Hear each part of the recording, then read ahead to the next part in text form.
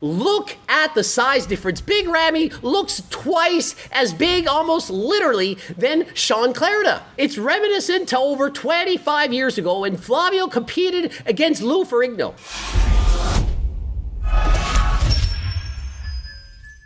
Coach Greg, and today I'm going over the Arnold Classic. A lot to talk about, but let's first get into classic physique. Now, although there were only 7 competitors, that's right, 7, which makes no sense. How can only 7 people be competing in the Arnolds? That means I could have showed up, got 8th place. And so certainly I hope more competitors are going to be there, as there are about 60 at the Olympia. Perhaps they should have a cap at the Olympia, perhaps have more at the Arnolds, but let's get right into it. And so I'm expecting Mike Summerfield to achieve a 4th place finish. The guy looks absolutely incredible. I've competed next to him. I have no idea how these guys make their weight classes. They have so much muscle, such tiny waist, that it makes them look bigger than they actually are. And in 3rd place, Alex Cabanero, who I also compete against in the 212 division.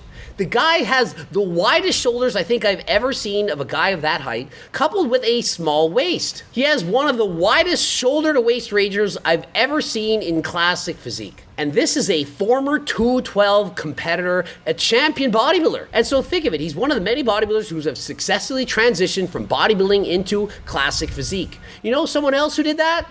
Chris Bumstead. That's right, he turned pro as a bodybuilder, switched over to classic physique. And so those of you who think classic physique and bodybuilding are nothing alike, they actually are. Classic physique is in fact bodybuilding, only with greater aesthetics. And in 2nd place, Irvs, the Miracle Bear. I fully expect him to get 2nd place. The guy is absolutely peeled. He's in his early 20s, and he's simply just being outclassed by none other than Ramon Dino. Many of you expected him to come out and get the win after his impressive showing at the Mr. Olympia, placing 2nd to Chris Bumstead, and he did in fact deliver. The one thing I wish Ramon Dino could improve on is in fact his posing. I am disappointed with his posing. In comparison to Irvs, Ramon is simply not that good of a poser. In particular, front double and back double biceps. Posing biceps like this. How many times have I told guys the biceps higher than the deltoids makes it look bigger? Ramon has huge arms, but in these poses, arms look small. I'm thinking, where are the biceps? I know he has massive guns, but because he poses like this, it simply doesn't look that big. And so if he could work on those poses, his transitions and so on, he would look much improved. There's not much that these guys can do. They're at the top of their weight classes. And so in comparison to Chris, who's much taller, it's hard for them to beat Chris. And so unless they add weight to classic physique, which you never know, they might in fact do, I can't see any of these guys ever being able to beat Chris. Now let's get into open. Everyone's been talking about the open lineup this year. In particular, let's talk about Big Ramy. Could he improve off of his disappointing finish at the Olympia? Well, he did in fact make the first call out, but was put off to the side. However, he did in fact make improvements. I thought this was a much better version of Big Ramy. The guy delivered on his promises to come in bigger and better than at the Olympia. His legs looked bigger, he had fuller muscles, and so I don't think he should be disappointed. He improved his physique, and remember what I always say, don't compare yourself to other people, compare yourself to yourself. Well, what he did was he improved his own body. He came back and delivered.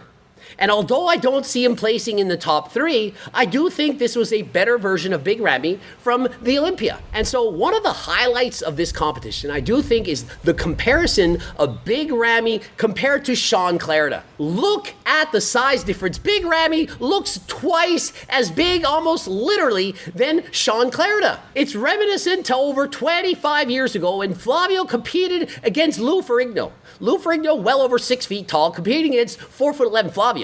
It was just unbelievable to see these guys in comparison. And at that time, the smaller man beat the bigger man. This time, I do think Big Ramy will edge out Sean Clarida for a 4th place finish. Sean Clarida, who is much shorter, perhaps 5'2", has a ton of muscle and is in fact shredded. But just looking at these two in comparison, it's mind-blowing, because if you were to see Sean Clarida in person, you would say, how does a guy have this much muscle?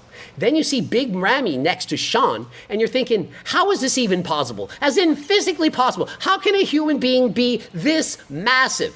And that is Big Ramy, and that's why he has the name Big Ramy. He is in fact that big. And in the top three, what we have is two apples and an orange. Not literally, but figuratively. We have two guys with great aesthetics, taller, small waist, flowing physiques. And these two go by the names of Samson Dauda and Andrew Jacked. These guys, they delivered, they were on point. In particular, Andrew Jacked, how does the guy keep improving this much? I just thought if this guy could really diet, bring it together, come in absolutely peeled, then he would be unstoppable.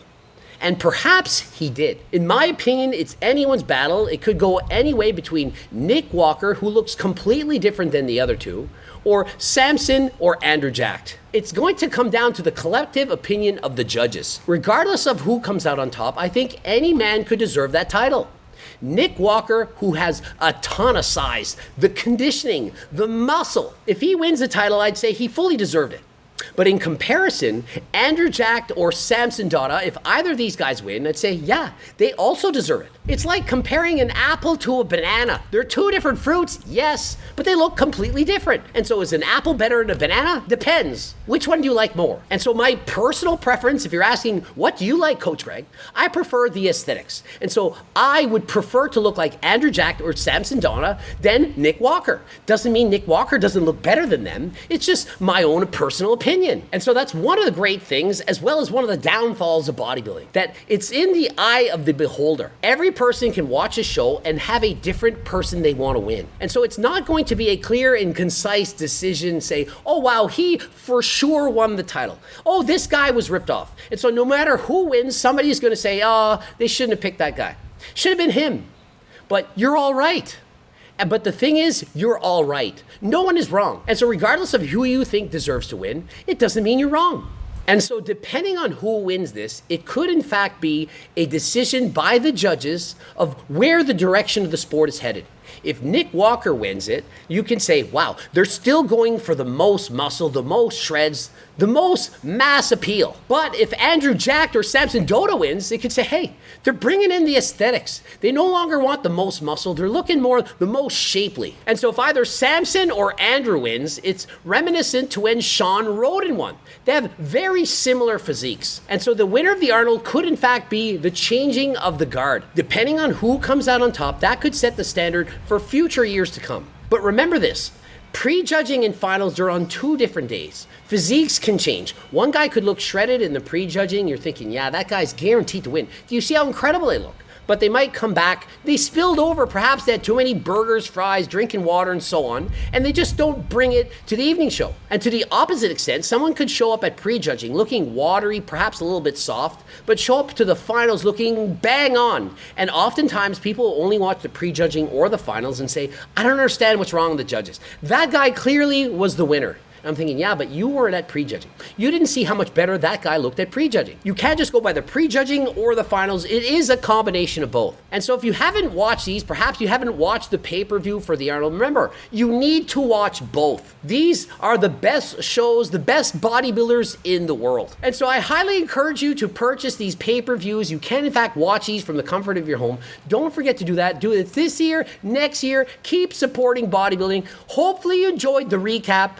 Ending it here. Don't forget, Harder Than Last Time supplements. Remember, HTLT stands for Harder Than Last Time. Just like the Harder Than Last Time pills, the fact that you should train harder than last time, you can purchase more supplements than last time. My favorite supplement, GO2 Max, that improves your cardio and fitness, allow you to get more shredded by burning more calories. That would be my #1 supplement recommendation. But of course, we have everything from protein bars, creatine, beta-alanine, the list goes on and on. Of course, cookbooks, training books, coaching plans by me and my team. Subscribe, click the bell button, comment for the algorithm, watch those 2 bloops, keep supporting this channel, follow me on Instagram, Greg Doucette IFB Pro. You can even check out my clothing line, and until next time, I am out.